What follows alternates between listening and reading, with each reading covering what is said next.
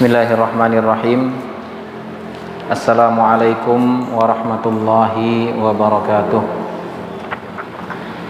Innal hamdalillah nahmaduhu wa nasta'inuhu wa nastaghfiruh wa na'udzu billahi min shururi anfusina wa min sayyiati a'malina. May yahdihillahu fala mudilla lahu wa may yudlil fala hadiyalah. Wa ashhadu an la ilaha illallah wahdahu la syarika lah wa ashhadu anna Muhammadan abduhu wa rasuluhu la nabiyya ba'dah.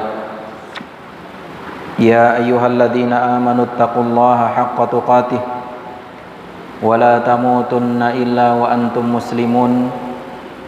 Ya ayyuhan nasu taqu rabbakumul ladzi khalaqakum min nafsin wahidah wa khalaqa minha zawjaha wa batha minhuma rijalan katsiran wa nisaa'a wattaqullaha alladzi tasaaluna bihi wal arham innallaha kana 'alaikum raqiba. Ya ayyuhalladzina amanu taqullaha wa qulu qawlan sadida yuslih lakum a'malakum wa yaghfir lakum dhunubakum wa may yuti'illaha wa rasulahu faqad faza fawzan 'azima. Amma ba'du, fa inna asdaqal hadithi kitabullah wa khairal hadi hadi Muhammadin sallallahu alaihi wasallam wa syarral umuri muhdatsatuha fa inna kulla muhdatsatin bid'ah wa kulla bid'atin dhalalah wa kulla dhalalatin finnar. Para jamaah sekalian, kaum muslimin dan muslimat, ikhwan, akhwat, a'azzani Allah wa iyyakum. Alhamdulillah, puji syukur kita panjatkan kehadirat Allah Subhanahu wa taala yang telah memberikan begitu besar nikmatnya kepada kita semuanya, sehingga di kesempatan yang berbahagia ini kita dimudahkan oleh Allah Subhanahu wa taala bisa berkumpul di tempat yang insyaallah diberkahi ini untuk kembali kita melanjutkan pelajaran kita di dalam membahas kitab Ma'alim fi Tariqi Talabil Ilmi. Kemudian salawat dan salam kita kirimkan kepada Nabi besar Muhammad sallallahu alaihi wasallam, kepada keluarganya dan kepada seluruh sahabatnya tanpa terkecuali. Para jamaah sekalian yang dirahmati oleh Allah Subhanahu wa taala, beberapa waktu yang lalu kita telah meninggalkan bulan suci Ramadan, yang mana di dalam bulan suci Ramadan adalah momen terbaik kita menempa diri kita untuk dalam rangka membiasakan diri melakukan berbagai macam bentuk ketaatan kepada Allah Subhanahu wa taala, baik dengan ibadah puasa, dengan ibadah salat, tilawatul Quran, infak sedekah dan ibadah-ibadah yang lainnya, yang semua itu butuh kesungguhan, butuh perjuangan, butuh susah payah dan juga butuh kesabaran dari kita semuanya di dalam melakukannya. Makanya karena memang begitu berat perjuangannya, yang mana semua dibutuhkan kesabaran di dalam melakukannya, baik menjalankan ketaatan maupun menjauhi hal-hal yang dilarang oleh Allah Subhanahu wa taala. Sehingga dengan kesabaran itu Allah pun menjanjikan pahala yang luar biasa. Sebagaimana disebutkan dalam salah satu firman-Nya, Allah mengatakan, wa jazahum bima sabaru jannatan wa harira. Allah Subhanahu wa taala telah menjanjikan, yaitu Dia akan memberi balasan kepada orang-orang yang bersungguh-sungguh di dalam beramal dengan kesabarannya, orang yang berjuang dengan penuh kesabaran, baik di dalam melakukan ketaatan maupun di dalam menjauhi segala apa yang diharamkan oleh Allah Subhanahu wa taala.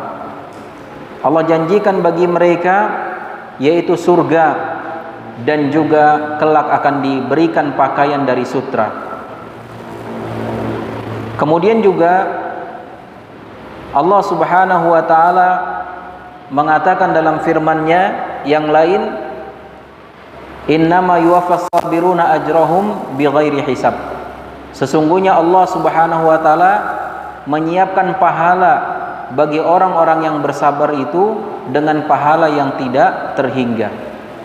Sehingga Masya Allah, sudahlah kita melakukan amalan dengan penuh kesabaran, ditambah lagi amalan yang kita lakukan itu dilakukan di bulan suci Ramadan yang di dalamnya terdapat ampunan Allah Subhanahu wa taala, terdapat kasih sayang Allah dan rahmatnya, juga janji akan dibebaskan dari siksa api neraka. Nah, ini merupakan suatu hal yang positif yang seharusnya bagi kita setiap muslim untuk melanjutkan kebiasaan-kebiasaan baik selama bulan Ramadan kemarin. Makanya para ulama memberikan nasihat kepada kita, kun rabbaniyan wala takun ramadhaniyan. Jadilah kalian orang-orang yang melakukan ketaatan kepada Allah itu kapanpun waktunya dan dimanapun. Dan janganlah kalian menjadi orang-orang yang di dalam beribadahnya itu hanya musiman. Mereka rajin beribadah hanya di bulan Ramadan atau di bulan-bulan tertentu saja. Maka janganlah seperti itu. Justru bulan Ramadan kita jadikan sebagai momen untuk menempa diri kita, sehingga kemudian kita bisa membiasakannya di bulan-bulan yang lainnya. Karena Allah Subhanahu wa taala juga mengatakan, wa'bud rabbaka hatta ya'tiyakal yaqin. Maka sembahlah Tuhanmu, beribadahlah kepada Allah Subhanahu wa taala sampai ajal menjemput, bukan sampai berlalunya bulan Ramadan. Sehingga dituntut kepada kita ikhwan akhwat yang dirahmati oleh Allah Subhanahu wa taala untuk senantiasa istiqamah. Ya, kita lanjutkan apa yang sudah kita mulai di bulan Ramadan kemarin dari hal-hal yang positif. Ya, dengan puasanya.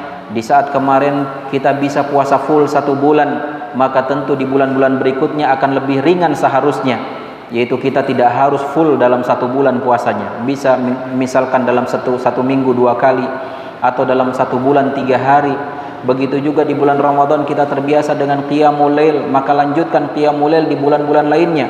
Di bulan Ramadan kita terbiasa bangun di waktu sahur, maka kemudian di bulan-bulan lainnya juga usahakan kita bangun di waktu sahur, waktu di mana Allah Subhanahu wa taala turun ke langit dunia, yang kemudian kita manfaatkan untuk qiyamul lail dan juga bermunajat kepada Allah Subhanahu wa taala.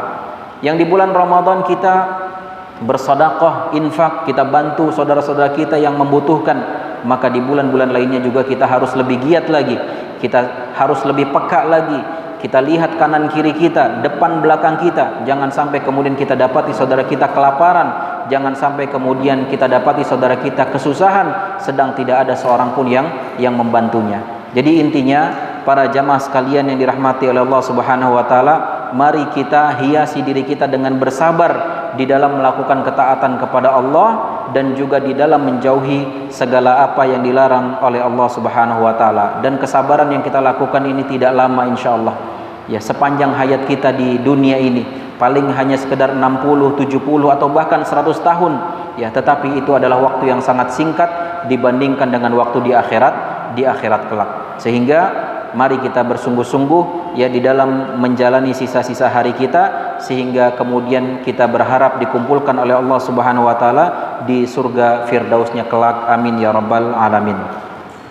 Para jamaah sekalian yang dirahmati oleh Allah Subhanahu wa taala, melanjutkan pembahasan kita di dalam kitab Ma'alim fi Tariqi Talabil Ilmi, di dalam penyampaian terakhir ya di bulan Ramadan kemarin, kita sedang membahas tentang tentang tema talibul ilmi fi mujtama'ih, yaitu tentang bagaimana seharusnya sikap seorang penuntut ilmu di tengah-tengah masyarakatnya. Dan kita telah sampai pada poin yaitu tentang bagaimana seharusnya sikap seorang penuntut ilmu di tengah masyarakatnya, yaitu hendaknya seorang penuntut ilmu itu di tengah masyarakatnya senantiasa basyasyah, al-basyasyatu wa talaqatul wajhi wal bu'du 'anil abus, yaitu senantiasa seorang penuntut ilmu itu di tengah masyarakatnya berusaha untuk senantiasa bermanis muka, ya. Jadi menampakkan di tengah masyarakat dengan wajah yang manis, yang menyenangkan, wa talaqatul wajhi, dan juga wajah yang berseri-seri, wal bu'du anil abus, yaitu menjauhi diri dari bermasam muka, cemberut, ya. Jadi tidak selayaknya seorang penuntut ilmu, apalagi seorang dai, seorang figur di masyarakatnya, lalu kemudian mereka bermasam muka di tengah masyarakatnya. Justru yang diminta di sini, yang dituntut bagi para penuntut ilmu, terlebih lagi seorang dai, terlebih lagi seorang yang diteladankan, ya, seharusnya dia memasang wajah yang berseri-seri dan juga bermuka manis. Disebutkan di sini wa hadhil khaslah, yaitu perkara ini atau sifat ini, yaitu cemberut atau bermasam muka, min a'zami asbabit tanfir, yaitu salah satu dari penyebab terbesar masyarakat lari dari kita. Jadi jangan berharap dakwah kita berhasil di tengah masyarakat kalau seandainya kemudian kita memasang muka masam terus di tengah masyarakat. Jangan berharap kemudian orang-orang akan menjadikan kita sebagai teladan, menjadikan kita sebagai uswah hasanah kalau seandainya kemudian kita jarang untuk tersenyum di hadapan masyarakat. Kita senantiasa cemberut, bermasam muka. Maka ini disebutkan oleh penulis hafizahullah taala, ya, adalah sebagai sebab utama larinya orang dari para penuntut ilmu atau dari para dai. Kemudian juga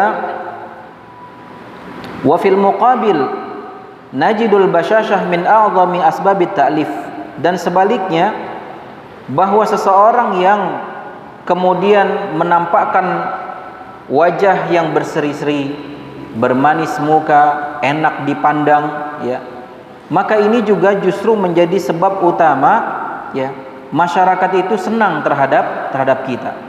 Ketika seorang atau masyarakat senang terhadap kita para penuntut ilmu dengan kemudian menampilkan wajah yang berseri-seri, maka itu adalah sebagai pintu masuk di mana masyarakat itu mau mendengar apa yang kita sampaikan, ya. Sehingga di awal pandangan pertama, ya, masyarakat itu kesannya sudah, oh, senang saya sama orang ini, gitu. Ya. Makanya di dalam pepatah Arab atau di dalam salah satu syair dikatakan bahwasanya wa ainur ridha an kulli aibin kalilatun kama anna aina suqti tubdil masawiya. Pandangan senang, pandangan ridha terhadap seseorang itu an kulli aibin kalilatun, menyebabkan seseorang melakukan perbuatan apapun, walaupun perbuatannya itu adalah perbuatan buruk, orang akan menganggapnya senantiasa senang. Jadi seseorang itu tergantung pertama kali dia melihat. Ketika misalkan si fulan bertemu dengan Alan, misalkan si A bertemu dengan si B, ternyata si A melihat penampilan B, masya Allah, ini si B, ya, orangnya gampang tersenyum, wajahnya senantiasa berseri-seri, ya, tidak tampak raut masam muka, tidak nampak cemberut dari wajahnya, maka si A otomatis langsung suka sama dia. Nah, kalau si A sudah suka sama si B dari pandangan pertama, maka kelak si B mau melakukan kesalahan apapun pasti dianggap benar atau dibela, minimal dicari udzur, oh dia begini karena begini dan seterusnya. Dan sebaliknya, kalau dari awal seseorang kesannya tidak baik, ya, pertama melihat, wah, ini orang cemberut terus ini lulusan mana ini belajarnya di mana, ini majelisnya di mana, orang sudah nggak suka ngelihat.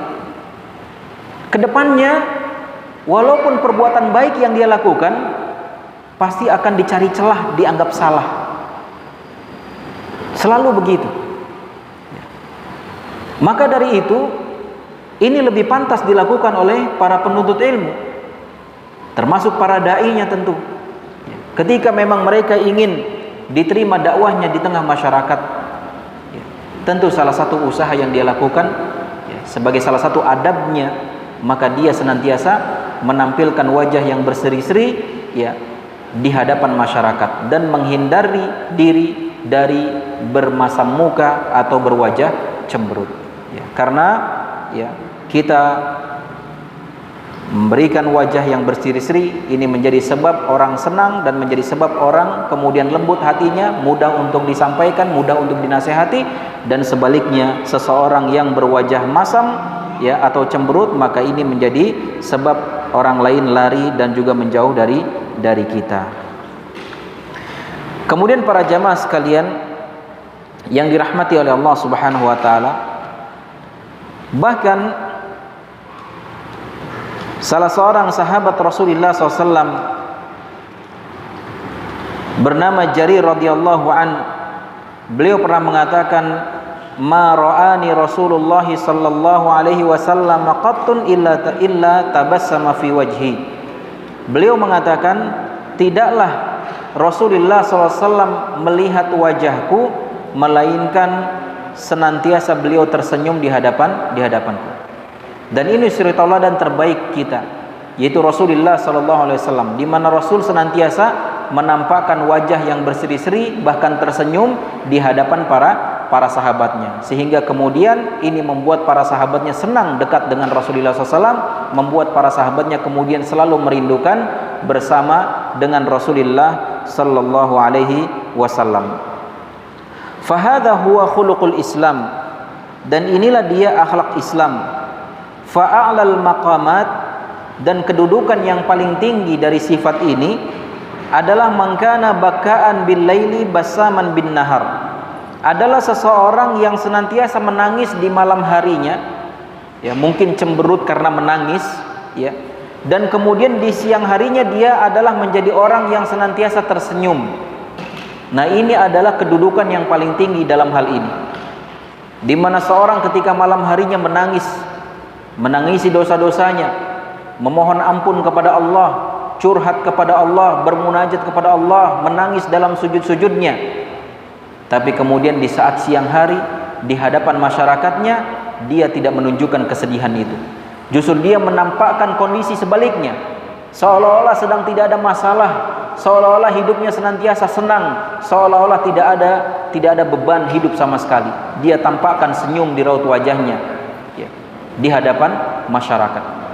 Nah, ini adalah ya kedudukan tertinggi di dalam masalah ini, di mana seorang menangis di malam hari dan kemudian senantiasa tersenyum di siang hari. Wa qala alaihi salatu wassalam, dan juga Rasulullah SAW bersabda, lan tas'u an-nasa bi amwalikum falyasa'hum minkum bastatal wajhi. Rasulullah SAW bersabda, kalian tidak akan bisa atau tidak akan mampu mengambil hati atau mengambil simpati manusia dengan harta kalian. Ya, Rasul mengatakan, sebanyak apapun harta kalian, kalian tidak akan sanggup menjadikan seluruh manusia itu bersimpati dan senang sama kalian. Ya, ada aja, bisa aja orang hasad iri. Apa yang kita lakukan pasti salah. Makanya sebagaimana dikatakan Imam Syafi'i, ya, bahwasanya kalamun nas ghayatun la tudrak. Ya. Mencari keridhaan manusia atau ridhon nas ghayatun la tudrak. Mencari keridhaan manusia itu adalah sebuah tujuan yang tidak akan pernah tercapai. Kalamun nas la yantahi, dikatakan. Omongan manusia itu enggak akan pernah habis. Walaupun kita punya banyak harta, kita bagikan seluruh harta itu ke seluruh manusia, ya, belum tentu itu menjadikan para manusia itu berempati, bersimpati atau senang kepada kita. Bisa saja kemudian ada celutukan-celutukan, ya, ada celotehan-celotehan yang menunjukkan mereka tidak suka dengan kita. Lalu bagaimana? Rasul mengatakan, namun ambillah simpati manusia dengan senyuman dan akhlak kalian. Jadi cara mengambil simpati manusia, cara agar orang-orang senang kepada kita itu bukan dengan harta, tapi justru dengan senyuman dan juga dengan akhlak baik kita. Betapa banyak orang yang mungkin dari sisi harta dia minim, tapi ternyata banyak orang yang suka sama dia, bahkan lebih tulus sukanya sama dia, karena dia memiliki akhlak yang baik dan juga senantiasa tersenyum di hadapan saudaranya. Berbeda kalau seandainya orang yang suka karena mungkin hartanya, bisa jadi ketika dia jatuh miskin hilang kesukaan itu, hilang simpati itu. Tetapi seseorang yang kemudian dia berakhlak baik, kemudian senantiasa tersenyum di hadapan saudaranya, maka justru ini yang menjadikan seseorang senang ya, dan bahkan kesenangannya itu dan bahkan simpatinya lebih kekal. Maka ini dia yang disampaikan oleh Rasulullah sallallahu alaihi wasallam. Baqiya huna syai'un.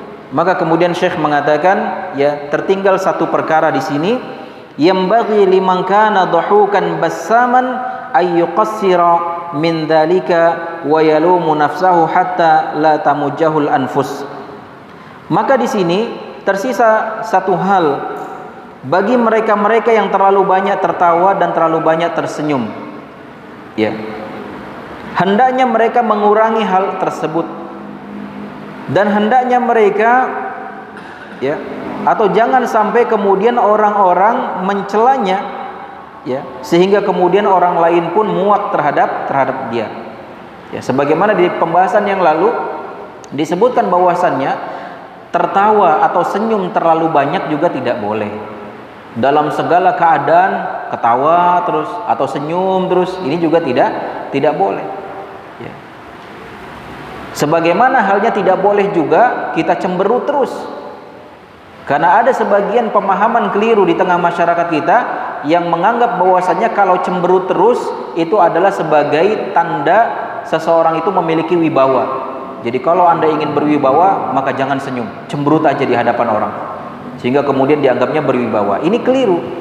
Sebagaimana kelirunya orang yang senyum terus atau tertawa terus. Maka di sini disebutkan, siapa yang terlalu banyak tertawa atau terlalu banyak tersenyum tanpa sebab, maka hendaknya dia mengurangi hal itu, ya, dan kemudian sebaiknya dia mencela dirinya sendiri, hatta la tamujjahul anfus, sehingga jiwa orang lain tidak muak dengannya.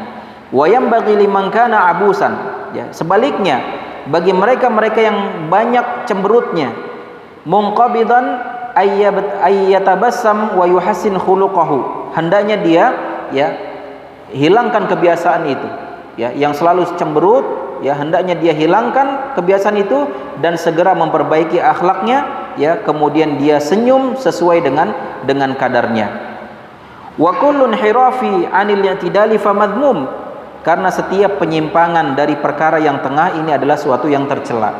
Ya, maksudnya adalah Ahlus Sunnah wal Jamaah adalah senantiasa menyukai sesuatu yang i'tidal, ya, mutawassithah, ya, yang dia ada di tengah-tengah, tidak terlalu berlebihan, tidak juga terlalu kurang. Tidak terlalu berlebihan, enggak senyum terus, enggak ketawa terus, dan juga tidak terlalu kemudian cemburu terus atau kemudian bermuka masam terus, tidak, tetapi justru yang di tengah-tengah. Ya, dia tersenyum pada waktunya sesuai dengan kadarnya, dia tertawa pada waktunya sesuai dengan kadarnya, sebagaimana juga kapan dia cemberut dan kapan dia tidak cemberut. Semuanya harus pertengahan, karena ya setiap segala sesuatu yang menyimpang dari sesuatu perkara yang pertengahan, maka itu adalah suatu yang tercela. Kemudian qala Syekhul Islam Ibnu Taimiyah rahimahullahu taala, ya, Syekhul Islam Ibnu Taimiyah rahimahullahu taala mengatakan, wa yustahabbu lirrajul ay yaqsida ila ta'lifil qulubi bitarki hadhil mustahabbat. Jadi dalam pembahasan kita ini, kenapa kita dianjurkan untuk berwajah berseri-seri atau bermanis muka dan menjauhi hal-hal yang bersifat cemberut atau kemudian bermasam muka? Kenapa kita dianjurkan untuk seperti itu? Karena dalam rangka agar hati masyarakat itu lembut, agar hati masyarakat itu tertarik pada kita, agar kemudian masyarakat itu mau mendengarkan nasihat-nasihat kita, agar kemudian masyarakat itu bisa mengikuti kebaikan-kebaikan yang kita ajarkan. Ya. Dalam istilah bahasa Arabnya, li ta'lifi qulubihim, yaitu untuk melembutkan hati mereka. Nah, kemudian Syekhul Islam Ibnu Taimiyah rahimahullah juga menyebutkan, wa yustahabbu lirrajul ay yaqsida ila ta'lifil qulub bitarki hadhil mustahabbat. Beliau mengatakan bahwasannya dianjurkan bagi setiap orang untuk meniatkan, ya, dengan dia mungkin meninggalkan hal-hal yang disukai, bahkan meninggalkan hal-hal yang sunnah, berpindah kepada hal yang mubah atau berpindah kepada yang levelnya di bawah dari yang sunnah.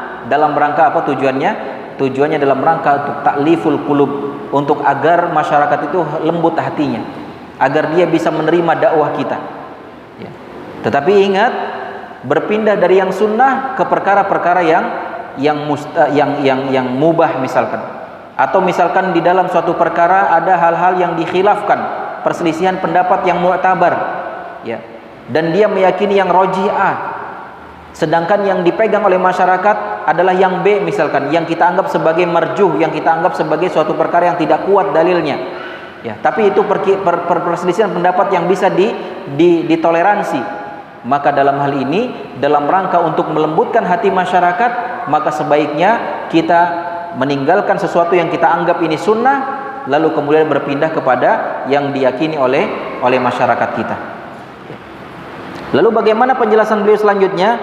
Li'anna maslahatat ta'lif fid dini a'dham min maslahati fi'li mithli hadza. Karena perkara melembutkan hati masyarakat dalam agama itu lebih diutamakan, ya, daripada maslahat yang lainnya, ya. Jadi ini adalah dalam rangka untuk menghindarkan kita dari perselisihan, dalam rangka untuk menegakkan persatuan, sehingga tidak apa-apa untuk sementara kita kesampingkan dulu perkara-perkara yang selama ini kita anggap ini adalah sebagai perkara yang rajih misalkan. Tapi di sisi lain masyarakat kita lebih memegang pendapat ulama yang bagi kita itu adalah sebagai pendapat yang lemah misalkan. Maka nggak apa-apa kita singkirkan dulu ini, lalu kita ikuti masyarakat dalam rangka untuk melembutkan hati. Dan ini strategi dakwah, ikhwan. Dan akan lebih jelas kalau dikasih contoh. Misal, di masyarakat kita biasa ketika sholat berjamaah, sholat jahriyah, imamnya baca bismillah, menjaharkan bismillah, bismillahirrahmanirrahim, kemudian alhamdulillahirrahmanirrahim, dan seterusnya. Sedangkan apa yang kita yakini saat ini adalah bahwasannya bismillah disirkan, ya, bismillah disirkan di dalam sholat jahriyah. Dan ini kalau kita runut lagi bagaimana perselisihan pendapat dalam masalah ini panjang. Apalagi ini terkait dengan perselisihan pendapat di antara para ulama, apakah bismillah ini termasuk surat Al-Fatihah atau tidak. Jumhur ulama menyatakan bahwasanya bismillahirrahmanirrahim tidak termasuk surat Al-Fatihah. Tapi yang kita pakai di sini di masyarakat kita adalah mengikuti pendapat Syafi'i, Al-Imam Syafi'i rahimahullah, yang menyatakan bahwasanya bismillahirrahmanirrahim termasuk surat Al-Fatihah. Kemudian dari sisi itu ada lagi perbedaan pendapat para ulama. Apakah baca bismillahnya disirkan atau dijaharkan? Sedangkan yang kita yakini disirkan kalaupun ada bismillahnya. Ya. Apalagi mereka-mereka yang mengikuti pendapat jumhur kemudian tidak menyebutkan bismillahnya. Nah, berhubung di sini mayoritasnya kemudian membaca basmalah, maka kita nggak perlu kenceng dalam masalah ini.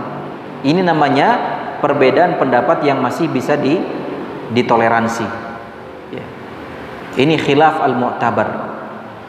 Sehingga bagaimana sikap kita kalau misalkan kita sholat di masjid mereka, di masjid yang mungkin mayoritas masyarakatnya, mayoritas makmumnya, ya, masih belum faham terhadap perkara-perkara ini.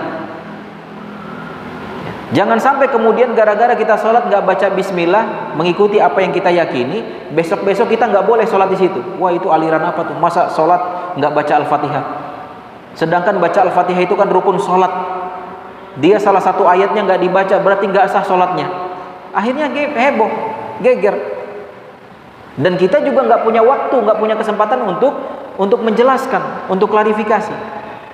Nah, di sini awal mula kadang yang menjadi sebab terjadinya keributan di masyarakat, salah faham, sehingga akhirnya keluarlah istilah-istilah yang jelek. Wah, ini aliran apalah, Wahabi lah, apa segala macam, nggak suka baca bismillah lah, nggak suka sholawatan lah, nggak suka ini, nggak suka itu. Akhirnya keluar tuduhan-tuduhan. Ini karena sikap kita yang tidak atau kurang pas di dalam bagaimana memposisikan diri kita di tengah masyarakat. Dan ini Syekhul Islam Ibnu Taimiyah rahimahullah menasihatkan seperti itu. Bahkan beliau mengatakan dianjurkan kita meninggalkan perkara yang sunnah dalam rangka untuk ta'liful qulub. Ya. Tapi catatan di sini, jangan sampai kemudian kita juga menghalalkan apa yang jelas-jelas haram gitu dalam rangka untuk menyenangkan masyarakat. Ini untuk takliful qulub, Ustaz. Masyarakat biasanya minum khamr, kita ikut khamr juga, minum khamr juga. Ya enggak begitu juga gitu. Ya, ini adalah terkait perkara-perkara yang masih bisa ditolerir. Contoh lain misalkan seperti kemarin nih, sholat tarawih. Ada kunut, bukan kunut, sholat witir. Ada sholat witir. Sebagian masyarakat ada yang menganggap yang namanya sholat witir itu 3 rakaat 1 kali salam. Ada kan yang memahami seperti itu, 1 kali salam, nggak harus 1 kali salam, jadi 3 rakaat full ya. Tapi kemudian sebagian yang lain ada yang mengatakan, oh nggak apa-apa ya, dengan 2 kali salam 2 rakaat dan 1 rakaat ya. Ada yang menganggap bebas, mau 3 rakaat 1 kali salam atau 2 kali salam, monggo bebas. Nah, kita harus pintar-pintar memposisikan diri di sana. Ketika misalkan kita qadarullah diminta untuk mengimami mereka yang mereka meyakini sholat witirnya 3 rakaat langsung 1 kali salam, ya sudah, kita juga jangan memaksakan diri menjadi 2 kali salam misalkan ya. Ini dalam rangka untuk takliful qulub, dalam rangka untuk ya melembutkan hati masyarakat, sehingga kemudian masyarakat pun tidak anti kepada para thalabatul ilmi atau dai tersebut ya. Dan ini untuk maslahat yang lebih jauh ke depannya. Dan masih banyak contoh yang lainnya ya, seperti misalkan kunut ya. Kunut ini juga masih diperselisihkan di antara para ulama. Kalau misalkan kita qadarullah ya diminta untuk menjadi imam sholat subuh di masyarakat atau di komunitas masyarakat yang mereka menganggap adanya kunut subuh gitu ya, sunnahnya kunut subuh, maka kalau seandainya kita memang merojihkan pendapat yang tidak kunut subuh, ya kalau bisa kita jelaskan dulu. Kalau bapak-bapak ingin menjadikan saya imam, ya saya tidak kunut subuh gitu ya. Kalau memang bisa dijelaskan. Tapi kalau seandainya tidak ada kesempatan untuk menjelaskan, maka ya sudah kita kunut subuh. Ya. Atau misalkan kita sebagai makmum, maka kita ikut mengaminkan. Walaupun mungkin kita meyakini bahwasanya tidak ada kunut subuh atau kunut di dalam sholat subuh, dan begitu seterusnya. Kama tarakan Nabi sallallahu alaihi wasallam bina al-baiti lima fi ibqaihi min ta'lifil qulub. Dan dalil yang dibawakan oleh Syekhul Islam Ibnu Taimiyah rahimahullah adalah sebagaimana yang dilakukan oleh Rasulullah SAW, di mana Rasul meninggalkan untuk merenovasi Ka'bah. Ya. Dalam kisah yang masyhur, dahulu Ka'bah itu sempat runtuh, terkena banjir. Dan juga sebagian ulama menyebutkan salah satu sebab runtuhnya adalah karena kain kiswahnya terlalu banyak. Karena setiap orang datang kasih hadiah berupa kiswah, setiap raja atau setiap pemimpin mengganti kiswah, yaitu ditumpuk bukan mengganti gitu. Sehingga lama-lama berat, sehingga kemudian runtuh. Kemudian di zaman Quraisy dibangun kembali, dan mereka bersepakat untuk membangun Ka'bah dengan harta halal. Namun qadarullah mereka kekurangan harta halal untuk bisa menyempurnakan membangun Ka'bah sesuai dengan apa yang dibangun oleh Nabi Ibrahim dan Ismail ya. Sehingga salah satu bagian tidak bisa diselesaikan, yaitu di bagian hijri Ismail, sehingga kemudian diberikan tanda berupa lengkungan ya, yang menandakan ini adalah bagian dari Ka'bah. Dan itu berlaku sampai zaman Rasulullah SAW.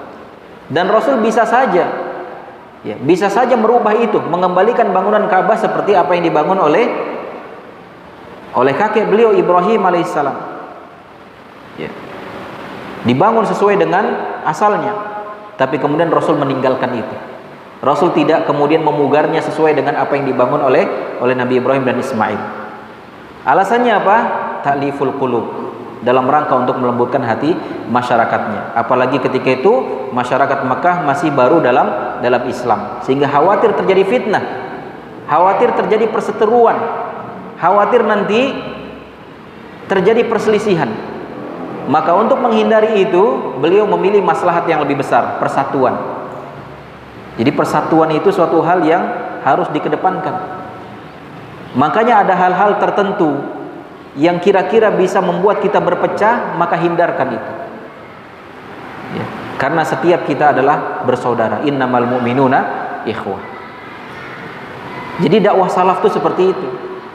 Menyatukan, bukan mencerai-beraikan.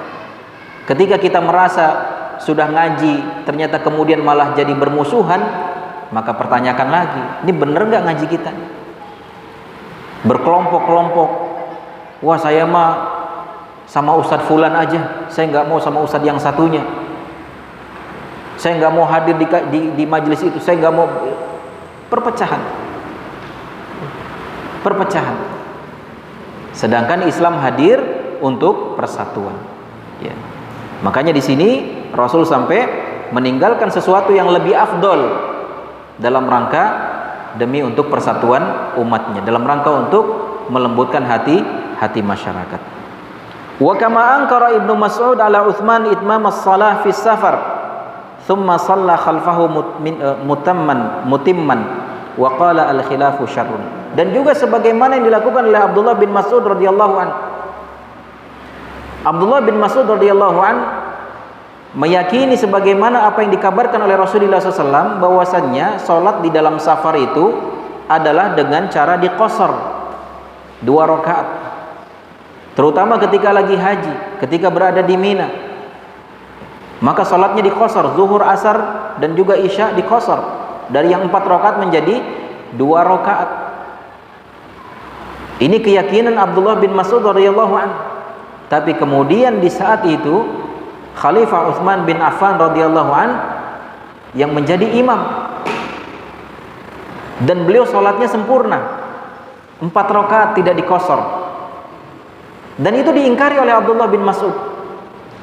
Tapi di saat kemudian datang waktu sholat, Utsman jadi imam, Abdullah bin Mas'ud ikut sholat di belakangnya, mengikuti sholatnya Utsman. Padahal beda pendapat nih. Utsman sholatnya sempurna, Abdullah bin Mas'ud menganggap ya yang sunnah adalah sholatnya qasar. Tapi kemudian itu tidak membuat Abdullah bin Mas'ud kemudian uring-uringan, misalnya pergi jauh ya, langsung berontak sama Utsman atau menganggap Utsman sesat atau hizbi atau apa, enggak. Justru beliau kemudian ikut sholat di belakang Utsman bin Affan dengan cara sempurna sholatnya, tidak dikosor. Dan para sahabat yang lain kemudian mempertanyakan Abdullah bin Mas'ud, kenapa begitu? Bukankah kamu meyakini begini, mengkosor? Kenapa kamu ikut sholat sempurna dengan Utsman? Maka kemudian Abdullah bin Mas'ud mengatakan, al-khilafu syarrun, perselisihan itu adalah perkara yang tercela. Jadi sebisa mungkin kita hindarkan itu perselisihan.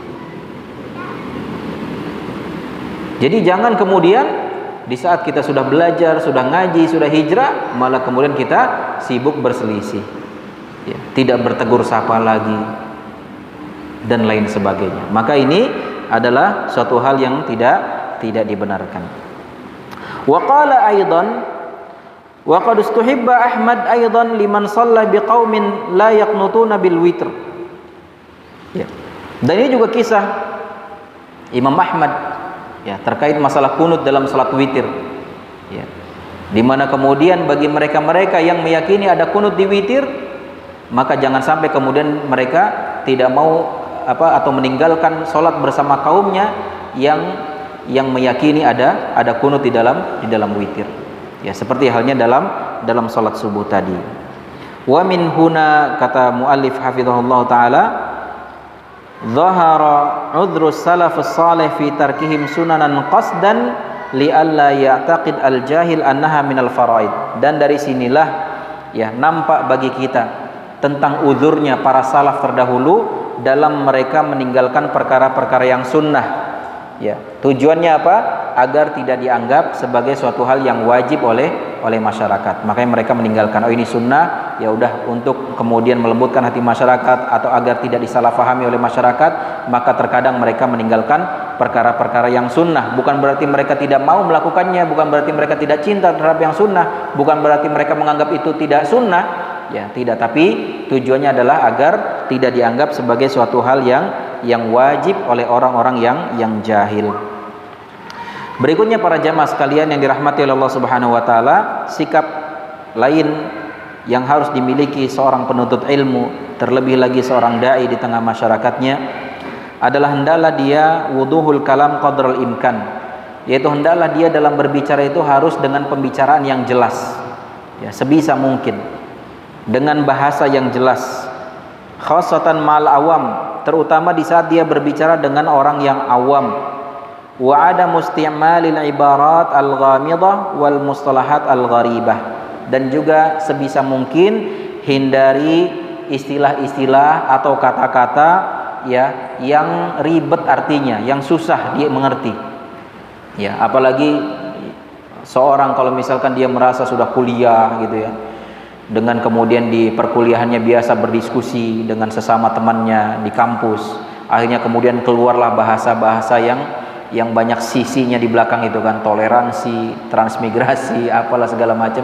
sehingga kemudian kata-kata itu dibawa di dalam percakapan dia dengan orang awam. Ya, orang awam nggak ngerti ini ngomong apa ini. Nah, itu tidak dihendaki bagi seorang penuntut ilmu. Ya. Jadi sebaiknya dia berbicara sesuai dengan kadar pemahaman masyarakatnya, ya, dengan bahasa yang difahami oleh mereka. Hindarkan istilah-istilah yang sulit, ya. Cukup dengan bahasa-bahasa yang mereka mengerti. Yang penting apa yang ingin kita sampaikan tersampaikan oleh mereka, faham mereka, ya.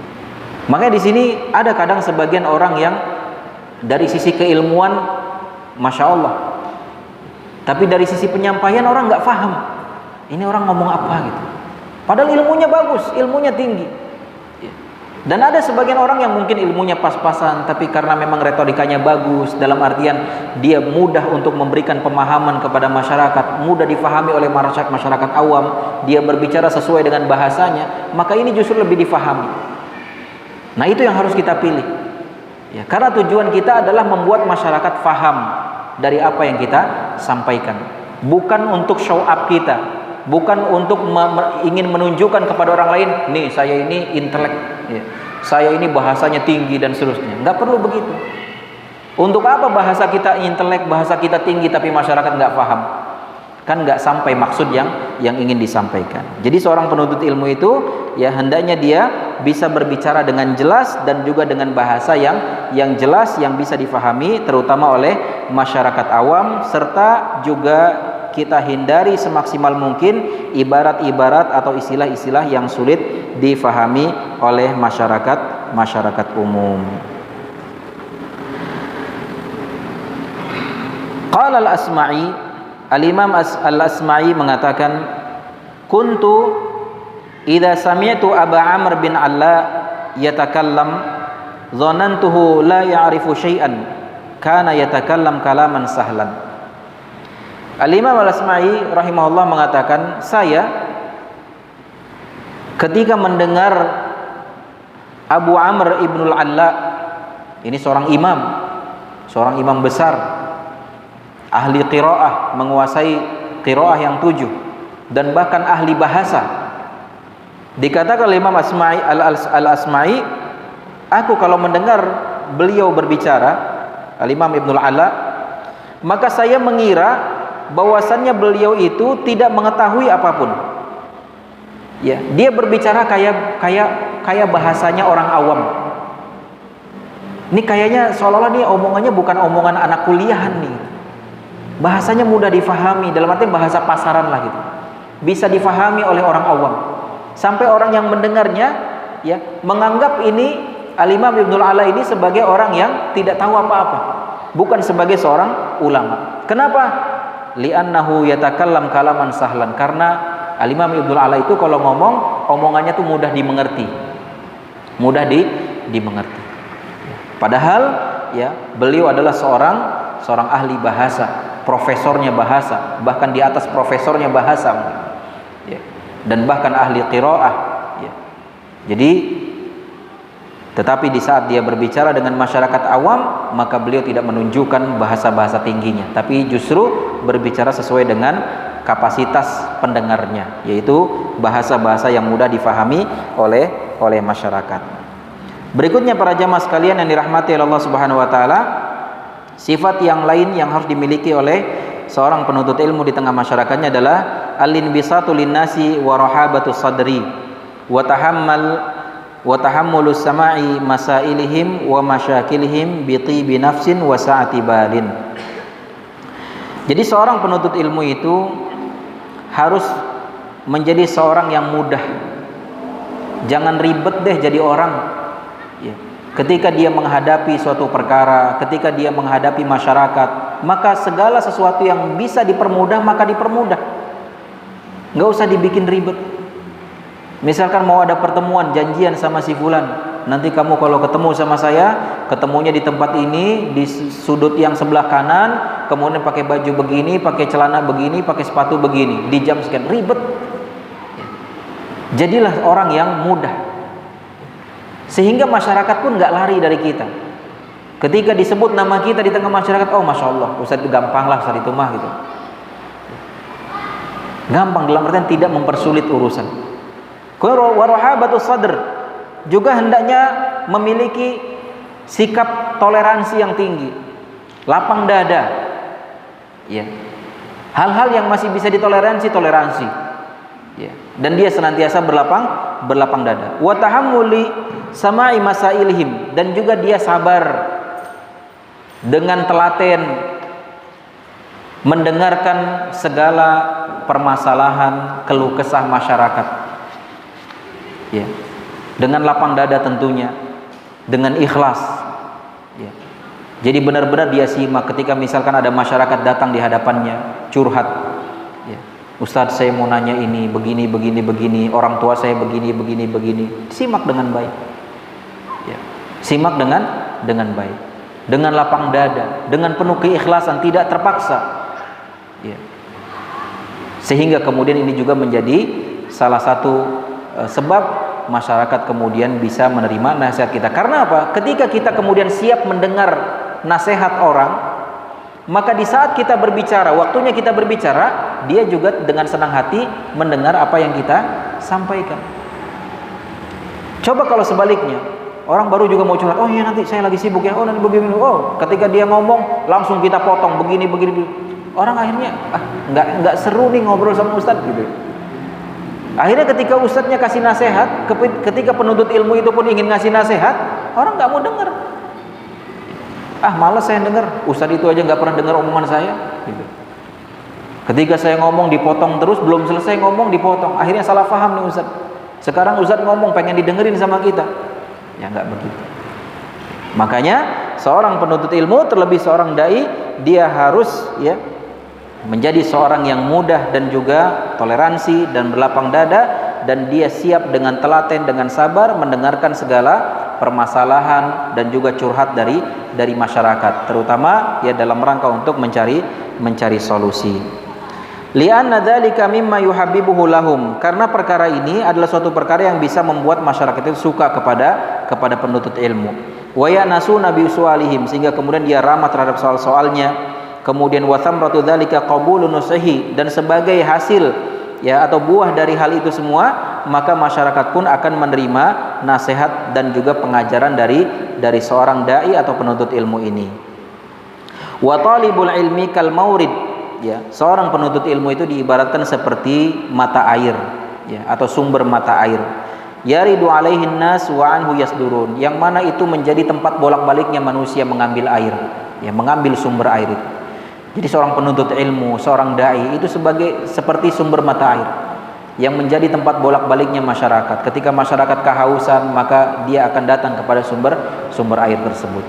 Ketika masyarakat ada permasalahan, ada hal yang ingin dimintain fatwa, maka mereka akan datang kepada penuntut ilmu atau seorang dai tersebut. Fala budda ayyuwatina nafsahu ala husni muqabalatihim mastata'a ila dzalika sabila, dan harus bagi seorang penuntut ilmu untuk bisa memposisikan dirinya dengan baik ya dalam rangka untuk agar masyarakat ya tidak lari darinya. Wal yahdhar min tanfiri wa idhari tadajjur wal malal, dan hati-hati ya, jangan sampai kemudian kita membuat lari masyarakat dengan kita menunjukkan rasa bosan ya. Walaupun mungkin nih masyarakat datang ke kita, lagi-lagi ceritanya itu diulang-ulang gitu kan. Ya namanya orang curhat kan biasanya gitu, ngulang-ulang cerita. Dan kita juga harus sabar, harus telaten. Jangan kemudian kita dongkol gitu, menunjukkan bosan, menunjukkan tidak suka gitu kan. Justru ini hal-hal ini bisa membuat orang lari darinya. Fa inna dzalika qad yahmilum 'alal bu'di, dan hal ini membuat masyarakat malah menjauh dari penuntut ilmu atau ahli ilmu, bal wa ila ta'mimil hukmi 'alaihim jami'an, bahkan ya dari petunjuk Allah Subhanahu wa taala. Lidza kana salafuna salih arhaban nasa sadran li awamil muslimin. Maka dari itu para salafus saleh mereka adalah manusia-manusia yang paling lapang dadanya untuk menerima segala apapun ya curhatan dari masyarakatnya.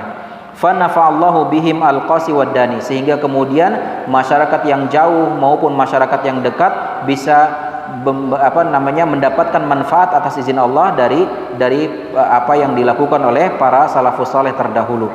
Wal amru yasirun ala ma yuyassiruhullah, ya, dan perkara menjadi mudah dalam hal-hal yang dimudahkan oleh Allah Subhanahu wa taala. Fa'ala talibil ilmi ay yahtasiba wa ayyuhawila atra nafsihi ala tahammul, dan hendaknya seorang penuntut ilmu berusaha ya untuk bisa menjadikan dirinya ya bisa siap untuk menerima ini semuanya dengan sabar. Fa in kana dzalika kadzalika falan yura walan yusma biidnillahi illa khairan. Dan kalau seorang penuntut ilmu sudah menjadi pribadi yang demikian, bisa mendengar masyarakatnya dengan baik, dengan sabar ya, dan bersikap baik, berlapang dada kepada masyarakatnya, maka yakinlah tidak akan didengar, tidak akan dilihat dari orang ini kecuali kebaikan. Jadi pasti masyarakatnya, oh ini fulan baik.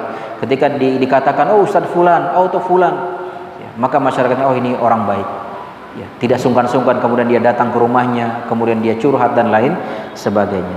Sebagaimana Allah Subhanahu wa taala berfirman, wa ma yulaqqaha illa alladziina sabaru wa ma yulaqqaha illa dzu hadzin adzim. Allah Subhanahu wa taala berfirman, dan sifat-sifat yang baik itu tidak dianugerahkan melainkan kepada orang-orang yang sabar. Ya tadi, sabar menerima keluh kesah, sabar mendengarkan, sabar diam, sabar menyimak gitu ya.